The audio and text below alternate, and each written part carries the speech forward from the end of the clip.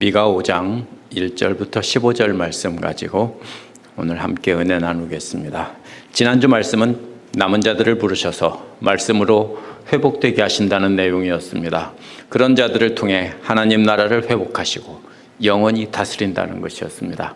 그러니 지금 멸망할 가짜 왕을 위해서 울지 말고 진짜 왕이신 하나님께서 회복시킬 것이니 너희는 먼저 자신을 위해 울라고 하셨습니다.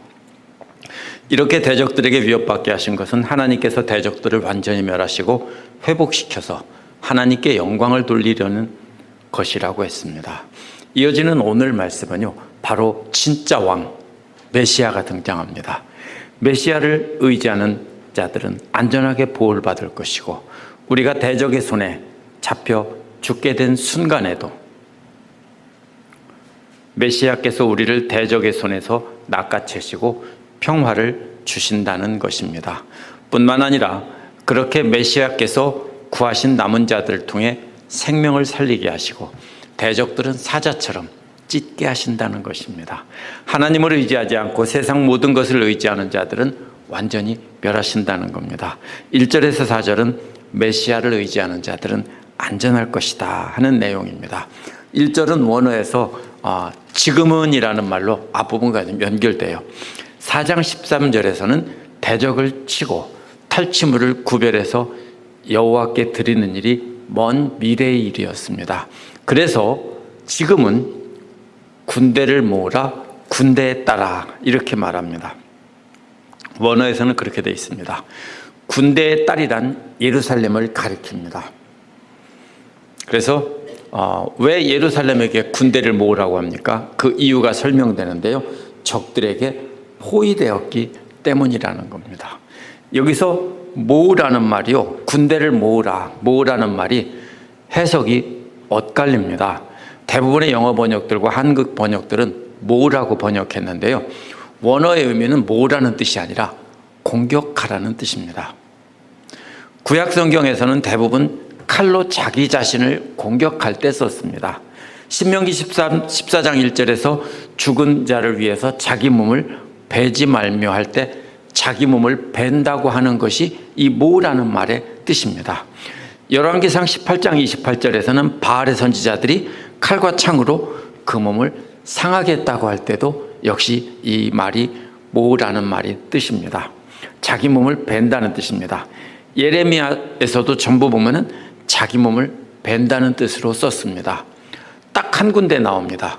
예레미야 5장 7절에서 창기의 집에 허다히 모이며라고 할 때 그때는 똑같은 말을, 칼로 벤다는 말을 모은다는 말로 썼습니다. 그런데요, 이 말 역시 공격한다는 의미를 살려서 번역한 것입니다. 원어를 직역하면 계속해서 창기의 집이 공격되고 있었다라는 뜻입니다. 수많은 남자들이 몰려와 창기의 집을 둘러싸고 있기에 창기의 집이 마치 포위되어서 공격당하는 성과 같다는 것입니다. 그렇기 때문에 이 말은요, 구약성서 전체의 쓰임을 보면 그냥 모으라는, 군대를 모으라는 게 아니라 바로 슬픔을 표현하는 행위입니다. 뭡니까? 군대들에게 어디를 베라고요? 자기 자신을 베라는 겁니다. 슬픔을 표현하는 것입니다. 그래서 이것은 신명기 14장 1절과 열왕기상 18장 28절과 같이 빈정대는 투로 자신을 베라 하는 뜻으로 우리가 해석해야 됩니다. 장례식에서 슬픔을 나타낼 때 하던 풍습입니다. 그래서 뭡니까? 그 4장 끝부분에서는 하나님께서 회복시켜서 모든 물자를 또 이렇게 되돌리시고 이렇게 가져온다고, 하나님께 드린다고 하는 것이 먼 미래의 일인데, 지금은 바로 뭐라고 합니까? 자기 자신을 뵐 때라는 뜻입니다. 슬픔을 표현하라는 겁니다. 이어지는 문맥도 보면요, 침략군들이 몽둥이로 이스라엘의 통치자의 뺨을 칠 것이다 그랬죠. 그러니까 슬픔을 나타내면서 몸을 베라는 뜻입니다. 그래서 우상 숭배하던 예루살렘 지도자들을 빈정거리는 투로 말하는 것이 분명합니다. 하나님께서 예루살렘을 심판하셔서 지금은 멸망시킬 것이니까 너희들은 이제 너희 살을 베며 슬퍼해 보라는 겁니다. 마치 열왕기상 18장 27절에서 엘리야가 바알 선지자들에게 조롱하는 투로 한번 너희 살을 베면서 한번 간절히 슬퍼하며 한번 부르짖어 봐라 한 것과 똑같은 뜻입니다. 우상 숭배하던 예루살렘의 지도자들에게 한번 너희 살을 베며 너희들이 찾는 신들에게 구해달라고 해보라, 이런 뜻입니다. 이것은. 그러나 하나님께서는 완전히 다 멸하신다는 것은 아닙니다. 하나님께서는 그 백성들을 악하기 때문에 흩어버리시겠지만 4장 6절에서 8절에 나온 것처럼 남은 자들은 모아서 시온에서 영원히 다스린다고 했기 때문입니다. 1절 끝부분에 뺨 맞는 이스라엘의 통치자 모습은 2절에 나오는 영원한 통치자이신 메시아의 모습과 대조됩니다. 영원한 통치자는 베들레헴 에브라다에서 나온다고 했습니다. 어떻게 그림이 대조됩니까? 베들레헴은 예루살렘 남서쪽 5마일 떨어진 곳에 있는 작은 시골 마을입니다. 성도 없고요. 반대로 예루살렘은 웅장한 성이 있는 아름다운 그리고 아주 대단한 요새입니다.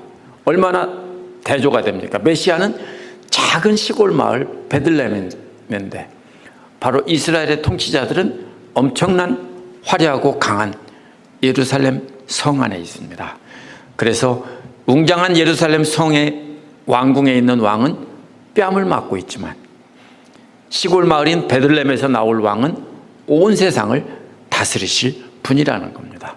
그래서 뭐라고 말합니까? 너는 유다 족속 중에 아주 작을지라도 이스라엘의 통치자, 다스릴 자가 내게서 나온다고 한 것입니다. 그런데 이어지는 말은요, 그의 근본, 그의 기원은 오래되었고 옛날부터라고 말합니다. 개역개정은 영원이라고 번역했고요, 새번역은 태초라고 번역했지만 원어는 옛날이라는 뜻입니다. 개역개정이나 새번역은 의미를 살려서 그렇게 영원이라고 멋지게 또 태초라고 이렇게 번역한 겁니다. 이 말은 그냥 옛날이라는 말입니다. 무슨 뜻입니까? 옛날부터. 메시아는 아주 작은 시골 마을에서 나올 것이지만 그분은 아주 옛날부터 계시던 분이다. 옛날부터 오신 분이다. 이런 뜻입니다. 무슨 뜻입니까? 신약 성경에서는 예수 그리스도께서 영원전부터 계신 분이라는 뜻으로 요한복음 1장 1절, 골로새서 1장 17절, 요한계시록 1장 8절에서 말했습니다. 그래서 창세 전부터 계신 분이기 때문에 영원전부터라고 의역을 한 것입니다. 그래서 하나님의 아들은 영원으로부터 오고 있다라는 뜻일 수 있습니다. 그 작은 마을 베들레헴과 아주 긴 까마득한 옛날이 대조되는 것으로 볼 때 옛날이라는 말은 태초에부터 이런 뜻입니다. 그래서 인간들은 웅장하고 화려한 왕궁에 있는 왕이 구원자라고 여기지만 하나님은 그런 왕을 뺨 맞게 하시고 반대로 아무도 눈여겨보지 않는 초라한 시골 마을에서 메시아가 나시는데 그분은 태초부터 창조주셨다는 겁니다. 태초부터 오신 분이라는 겁니다. 그분이 어디로 온다고요? 베들레헴 에브라다로 오신다는 것입니다. 이것이 예수님 오시기 오래전에 예언이 된 말씀입니다. 3절은 주님께서 해산하는 여인이 아이를 낳을 때까지 당신의 백성을 원수의 손에 맡겨두시겠다는 겁니다. 그 뒤에 그의 형제 가운데 남은 자가 이스라엘 자손에게 돌아온다는 것입니다. 여기서 주의할 것은 모든 이스라엘이 돌아오는 게 아니라 남은 자들만 돌아오는 겁니다. 나머지는 어떻게 됐습니까? 회개하지 않은 자들은 다 망하는 겁니다. 그리고 회개하고 하나님께로 돌아선 자들만 돌아오는 것입니다. 그래서 진정으로 회개하고 하나님께 돌아선 자들에게 용서하시고 하나님께서는 그들을 흩어진 양떼를 모으는 것처럼 모으신다는 겁니다. 그래서 원어는요, 4절에 보면 그가 서 계실 것이다, 이 말이 제일 먼저 나옵니다. 여기서 어떻게 됐습니까? 서서 그렇게만 나왔죠. 원어에서는 그가 서 계실 것이다. 왜요? 3절 끝에서 남은 백성이 이스라엘 자손에게로 돌아온다고 했는데, 돌아오면 어디로 돌아오는지 목자가 있어야 될 거 아닙니까? 그래서 4절 맨 첫 부분은 그가 서 계실 것이다, 이렇게 됩니다. 태초부터 계셨던 창조주이신 메시아가 서 계실 거라는 겁니다.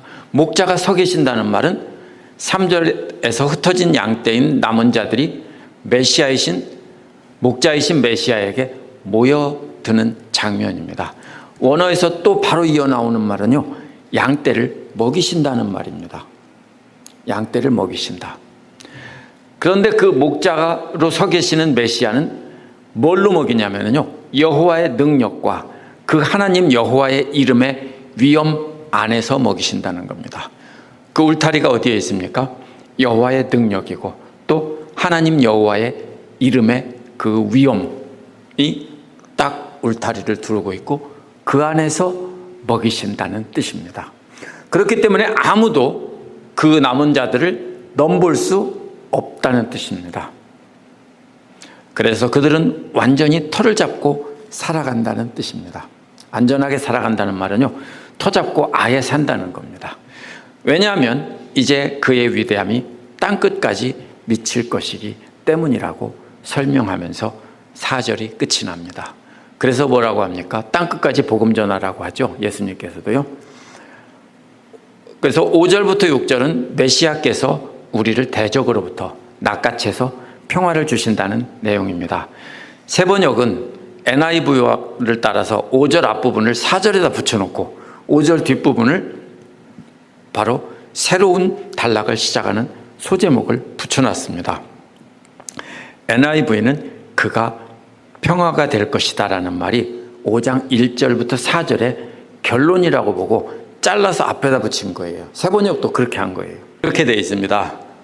5절 앞부분은요, 그가 평화가 될 것이다가 아시리아가 우리 땅에 들어올 때, 그들이 우리 요새들을 밟을 때, 그리고 5절 뒷부분 6절 앞부분이 짝을 이루고요, 그 다음에 6절 뒷부분은 이렇게 되어 있습니다.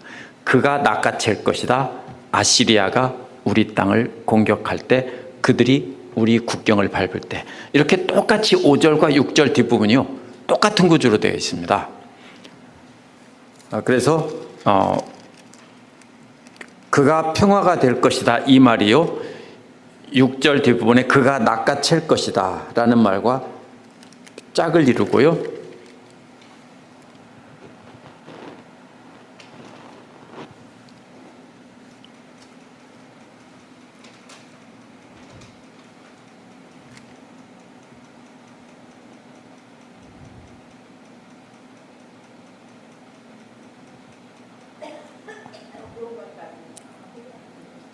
없어요?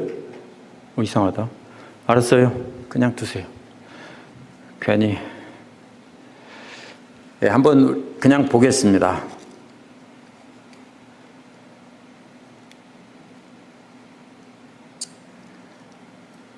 (5절에) 보면은요, 그가 평화가 될 것이다, 평화를 가져올 것이다 그랬고요, 6절 뒷부분에 보면은요, 그가 구원해낼 것이다 하는 말이 똑같이 짝을 이룹니다. 낚아챈다는 말이거든요. 그 다음에 아시리아가 우리 땅에 들어올 때라는 말이요, 아시리아가 우리를 공격할 때라는 말과 짝을 이룹니다. 또 그들이 우리를 밟을 때, 요새를 밟을 때가 바로 6절 끝부분에 있는 그들이 우리 국경을 밟을 때. 그래서 이분 전체는요, 한 덩어리로 쪼갤 수 없습니다. 그래서 이거는요, 그렇게 나누면 안 됩니다. 그래서 이것을 앞에다 붙여서 결론으로 하면 안 되고요, 이것은 바로 이 메시아가 오시면 평화가 되는데, 언제요? 아시리아가 우리 땅을 밟고 우리 요새를 밟을 때, 또 메시아가 오시면 낚아챌 것인데요. 어떤 뜻입니까? 대적에게 잡아먹히게 생긴 상황에서 낚아챈다는 겁니다. 언제요? 아시리아가 우리 땅을 공격할 때, 그들이 우리 국경을 밟을 때입니다. 따라서 이 5, 6절은 한 덩어리로 되어 있는 시와 같은 구조로 되어 있습니다. 그래서 그가 평화를 가져온다는 말은 메시아가 하나님의 남은 백성들에게 평화를 가져오는데 언제 갖고 오냐면요, 바로 아시리아가 우리 땅을 침범할 때, 또 아시리아가 우리 요새를 밟을 때라고 말합니다. 적이 쳐들어오면 먼저 그 땅을 들어온 뒤 수도를 공격해서 왕궁을 보호하는 성벽과 요새들을 무너뜨리는 겁니다. 바로 그때 메시아가 자기 자신들에게 평화를 가져온다는 겁니다. 근데 여기서 아시리아는 실제로 아시리아가 아닙니다. 왜냐하면 이때는 이미 아시리아는 침입은 이미 북왕국 아시리아가 북왕국을 침입한 것은 이미 지난 일이고요. 이것은 뭐냐면 예언으로 아시리아는 상징적으로 쓴 것입니다. 하나님의 백성을, 참된 하나님의 백성을 공격하는 세력을 아시리아라고 쓴 것입니다. 그때 7명의 목자와 8명의 지도자를 일으킨다고 했죠. 7이나 8은 무슨 뜻이냐면 많다는 뜻입니다. 7은 완전하다는 뜻인데요, 8이면 완전한 것보다 하나 더 있다라는 뜻입니다. 그래서 대부분 목자나 전쟁을 이끄는 왕은 한 사람입니다. 근데 목자나 왕이 몇 명이라고요? 7명이라고요. 또 8명이라고요. 이 말이 무슨 뜻입니까? 메시아의 지시를 받아서 일하는 지도자들인데요, 그런 지도자들이 정말 많다는 겁니다. 6절은 그들이 칼로 아시리아 땅을 정복한다라고 했습니다. 그러던 5절 끝에서 말한 7 목자와 8 지도자들입니다. 세번역에서 정복한다는 말이나 개역에서 황무케 한다는 말은요, 양떼를 끌고 가서 먹인다는 뜻입니다. 우리는 이해가 안 되죠. 양떼를 끌고 가서 먹이는 것이 어떻게 황무지가 되게 한다는 뜻인지. 니므롯 땅이란 바빌론 땅 아니면 아시리아 땅의 일부를 가리키는데요, 이스라엘 주변에 있는 땅은 미시시피나 한국과 같은 풀밭이 아닙니다. 가보면 압니다. 사막입니다. 다 네바다 사막 같은 곳에 풀이 군데군데 조금씩 나 있습니다. 그 사람들에게 파란 풀, 우리가 그림에 그려있는 여호와는 나의 목자신, 이것은 상상 속에서나 존재하지 실제로는 존재하지 않습니다. 그래서 그들이 뭘 합니까? 바로 양떼를 데리고 다니면서 풀이 있으면 다 먹이는 게 목자의 일인데요, 풀을 찾아가는 것이 목자의 일인데, 바로 목자가 이끌고 풀을 찾아다니면서 다 먹이면 그 뒤는 어떻게 됩니까? 풀이 하나도 안 남는 겁니다. 그래서 완전히 그 7 목자 8 지도자들이 칼로 다 대적들을 먹어치우듯이, 양떼가 풀을 뜯어먹는 것처럼 먹어치워서 아무것도 안 남게 한다는 그림입니다. 그래서 6절 뒷부분은 5절과 짝을 이루는 대꾸인데요, 메시아가 우리를 건져낸다고 했는데 확 낚아챈다는 뜻인데요, 맹수의 입에 잡아먹히려고 하는 그 순간에 확 낚아채서 구해내는 장면입니다. 언제요? 아시리아가 우리 땅을 공격할 때, 우리 국경을 넘을 때, 아시리아가 맹수처럼 집 안으로 들어와서 가족을 공격할 때, 가장이 몽둥이를 들고 맹수를 때려 죽이고 맹수의 입에 들어갈 찰나에 있던 아이를 구해낸다는 것과 같은 뜻입니다. 7절에서 9절은요, 남은 자들을 통해서 생명을 살리기도 하시고 대적들을 찢게도 하신다는 것입니다. 7절은 남은 자들을 야곱의 남은 자라고 했는데 세번역에서는 살아남은 야곱의 백성이라고 했죠. 이스라엘의 모든 지파 중에서 남은 자라는 뜻입니다. 따라서 메시아께로 돌아와서 메시아의 보호를 받고, 메시아께서 위기에서 구해주는 것은 모든 이스라엘이 아닙니다. 오직 새로운 하나님의 백성을 뜻하는 야곱의 남은 자들만이 메시아에 의해서 대적의 입에서 구원을 받는 겁니다.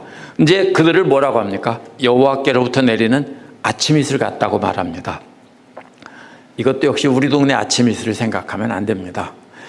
비가 거의 내리지 않는 사막 지역에서는요, 아침에 이슬이 많이 내리는데 비처럼 내려서 식물들에게 생기를 주고 살아남을 수 있게 해줍니다.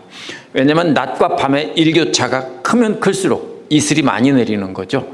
그래서 그렇게 되는 것입니다. 그래서 야곱의 남은 자들이 수많은 이방 나라 백성들이 목말라 죽어갈 때 그들에게 아침 이슬처럼 내려서 그들을 살린다는 뜻입니다. 또 그 다음에 뭐라고 말했어요? 여기서는 그래서 핵심은 여호와께로부터라는 것입니다. 이 이슬은 남은 자들이 주는 게 아니라 여호와께서 주시는 것을 남은 자들이 전달한다는 뜻입니다. 또 풀이에 내리는 비와 같다는 말은요, 지중해 연안에 겨울철에 내리는 비를 뜻합니다. 풀이에 내리는 비도 역시 여호와께로부터 오는 것인데요, 야곱의 남은 자들이 전해주는 것입니다. 사람을 기다리거나 사람의 아들을 기다리지 않는다는 말은요, 풀이에 내리는 비가 사람을 기다리지도 않고 사람의 아들들을 기다리지도 않는다는 뜻인데요, 둘 다 개역은 똑같이 기다린다라고 했지만 세번역처럼 서로 다른 말입니다. 사람을 기다린다는 말은 함께 모인다는 말로 번역했고, 사람의 아들을 기다린다는 말은 아래 서 있다, 이렇게 70인역 구약성서에서는 번역했습니다. 그렇다면 앞의 것은 비가 함께 모여 왕이나 그와 같은 권위를 가진 사람이 오기를 기다리지 않는다는 뜻입니다. 또 그 뒤에 비는 이미 모여서 왕이나 왕 같은 권위를 가진 사람 아래에서 있는데 그 명령을 기다리지도 않는다는 뜻입니다. 무슨 뜻입니까? 이제는 더 이상 사람의 권위, 사람의 명령, 이런 것을 통해서 뭘 받으려고 기다리지 않는다는 겁니다. 왜냐하면 여호와로부터 온 아침 이슬이 적시고 있고 여호와로부터 온 비가 남은 자들을 통해 내려지고 있기 때문에 이제는 더 이상 사람들에게 의지하지 않는다는 겁니다. 그 남은 자들은요. 그래서 하나님께서 하나님 때에 내리신다는 뜻입니다. 사람들은 함께 모여서 왕이 오기를 기다리고요, 왕이 오면 그 앞에 서서 왕의 명을 기다리는 겁니다. 근데 여기서는 이제 남은 자들은 그렇게 하지 않는다는 겁니다. 남은 자들은 이방 사람들에게 나눠주는 생명의 물을 나눠주는데요, 사람들을 다스리는 지배자의 뜻에 따라 나눠주는 게 아니라 하나님의 뜻에 따라 나눠준다는 겁니다. 따라서 7절에서 날마다 하늘에서 내리는 이슬과 겨울철에 비로 비유한 것의 핵심은 생명의 물이 전적으로 여호와께로부터 온다는 뜻입니다. 남은 자들이 다른 사람을 살리는 이슬과 비는 전적으로 하나님으로부터 오는 것이니까 그것을 전해주는 자들은 자기 것처럼 나눠주면서 대우를 받으려고 하면 안 됩니다. 이단 사이비 교주들은 그렇게 하죠. 그러나 우리는 그렇게 하면 안 됩니다.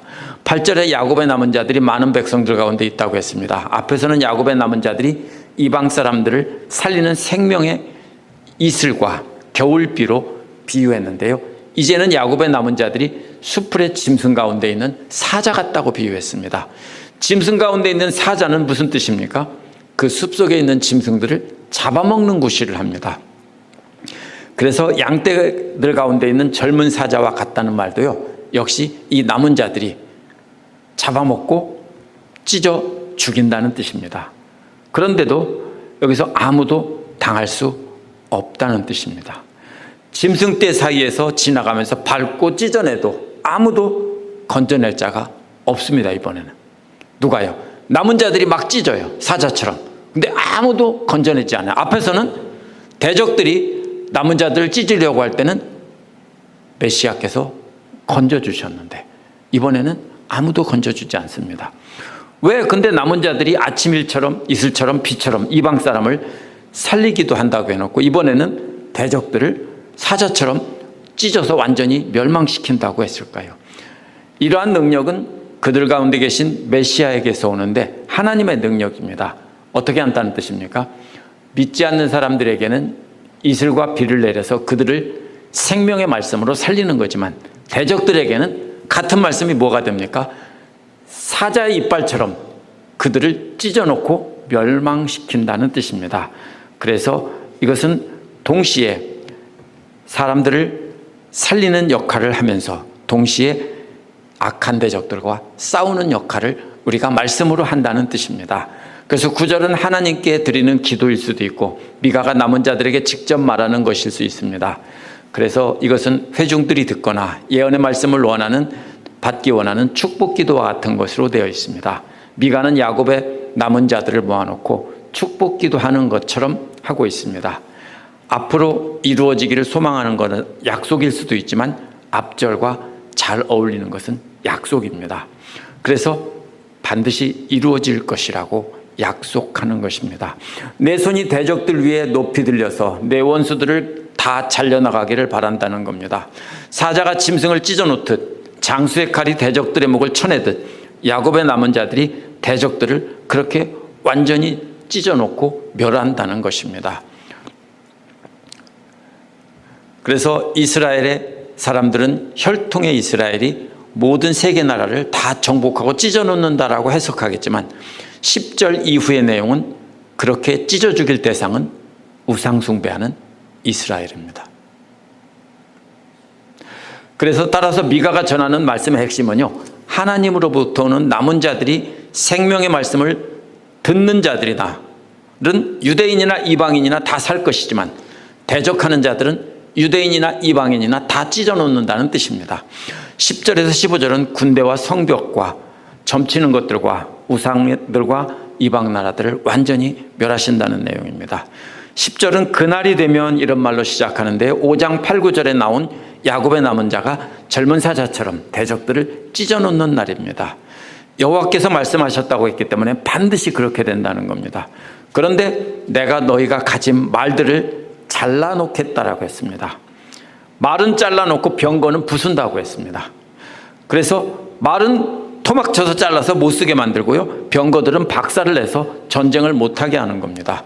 이것은 바로 야곱의 남은 자들이 모든 나라를 대적한다는 뜻처럼 해석하겠지만, 하지만 이것은 하나님께서는 궁극적인 영적인 구원을 위해 극단적인 대수술을 감행하시는 겁니다. 그래서 유다가 의지하는 것을 없앤다는 뜻입니다. 유대인들은 남은 자들이 이방 나라를 심판하는 것으로 해석하려고 했을 겁니다. 그러나 5장 1절은 이스라엘의 통치자들을 심판한다는 내용이었습니다. 그렇기 때문에 메시아께로 돌아온 남은 자들이 회개하지 않은 백성들을 심판하는 장면입니다. 썩은 부분을 도려내지 않으면 완전히 다 썩어서 멸망하기 때문입니다. 우상숭배는 마치 전염병에 걸린 가축과도 같기에 다 불태우고 땅에 묻어야 하는 것입니다. 그래서 남은 자들이 여호와 하나님을 대적하는 바로 이 껍데기만 하나님의 백성이란 자들을 다 진멸한다고 하는 것입니다. 10절의 말과 병거는 회개하지 않은 하나님의 백성들과 하나님의 백성들이 하나님 대신 의지하던 공격무기고요. 11절에 나오는 성읍과 견고한 성들은 바로 회개하지 않은 백성들이 하나님의 백성들이 의지하던 방어무기입니다. 평화 시에는 성벽이 없는 곳에서 살지만 전쟁 때는 다 성 안으로 들어가서 지키며 싸웁니다. 그런데 성도 다 무너뜨린다는 겁니다.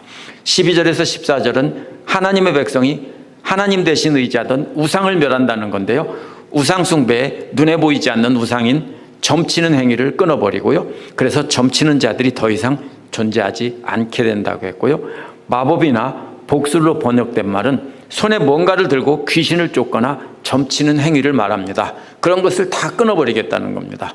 13, 14절은 이제 눈에 보이는 우상입니다.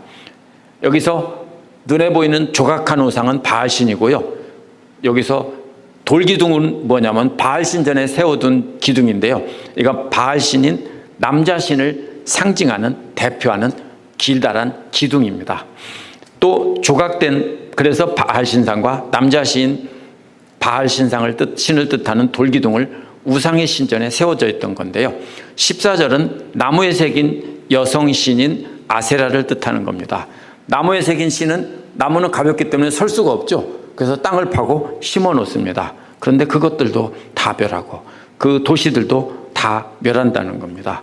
15절은 진노와 분노로 순종치 아니한 나라에게 갚는다고 했습니다. 하나님께서 야곱의 남은 자들을 통해 하나님의 백성들 안에 있는 하나님 대신 의지하던 모든 것들을 다 멸하신 다음에 하나님의 백성들을 우상 숭배에게 빠지게 한 근원인 나라들에게 하나님의 진노를 퍼부어서 복수하신다는 겁니다. 그렇게 수술을 마친 뒤에는 그 칼로 그렇게 만든 이방 나라들까지 다 멸하시는 겁니다. 그러니까 먼저 하나님의 백성 중에서 믿지 않는 자를 멸하시고 그 칼로 이방 나라를 다 멸하시는 겁니다. 오늘 말씀에서 대조되는 도시가 딸 군대로 표현된 장엄하고 화려한 예루살렘과 아주 초라한 베들레헴이고요. 왕은 그러한 화려한 예루살렘에서 뺨 맞는 왕이고, 또 작은 베들레헴에서 나온 왕은 바로 태초부터 계시는 하나님이십니다.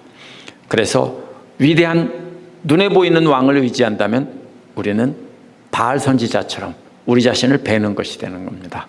그러나 눈에 보이지 않는 하나님을 의지하면서 예수님만 의지한다면 영원히 안전할 것이라는 겁니다. 오늘 말씀에 나온 아시리아는 진짜 아시리아가 아니라 하나님의 백성의 남은 자들을 공격하는 악한 대적들입니다. 그래서 우리를, 믿는 자들을 넘어뜨리려는 사람들이 바로 이 아시리아고요. 이것은 실제 싸움이 아니라 영적인 싸움입니다.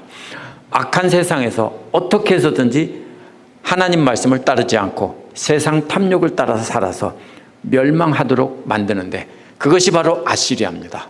돈이 될 수도 있고요, 세상에서 우리가 좋아하는 것들이 될 수 있습니다. 우리의 모든 욕심이 바로 우리를 하나님 말씀대로 살지 못하게 하는 아시리아입니다. 그래서 우리를 구해주시는 분은 그리스도신데, 그분을 믿을 때 우리를 그런 위기에서, 낚아채서 구해주시는 겁니다. 그 목적이 뭐죠? 바로 오늘 말씀에 본 생명의 이슬과 비를 내리는 역할을 하고 대적들은 멸망시키는 역할을 하는 겁니다. 그래서 여기서 주목할 것은요, 하나님의 백성들이 하나님 대신 의지하던 것들이 가벼운 것에서 시작해서 무거운 걸로 나갑니다. 작은 말이나 병거에서 나가서 그 다음에는 성벽이 나오고, 그보다 더 큰 게 뭡니까? 점치는 거고, 그 다음에 바알신과 아세라신 같은 겁니다. 이렇게 점점 더 의지하던 것이 커집니다. 그렇기 때문에 우리의 우상 숭배도 마찬가지입니다. 처음에는 작은 것을 의지하는데요, 그 다음에는 점점 더 큰 것을 의지하고, 마지막에는 결국은 하나님 대신 우상을 의지하는 겁니다. 그렇기 때문에 우리도 수술을 해야 됩니다. 잘라버려야 되고요, 우리가 잘못된 것, 우리가 가지고 있는 탐욕이나 하나님을 믿지 못하게 하는 것은 잘라버리고 우리가 회개하고 하나님 앞에 진정으로 돌아와야 합니다. 그래야 우리는 바로 남은 자가 돼서 우리가 생명의 이슬을 내리는 자들이 되고 겨울비를 내려서 농작물을 자라게 하는 그런 사람들이 되는 것입니다. 기도하겠습니다.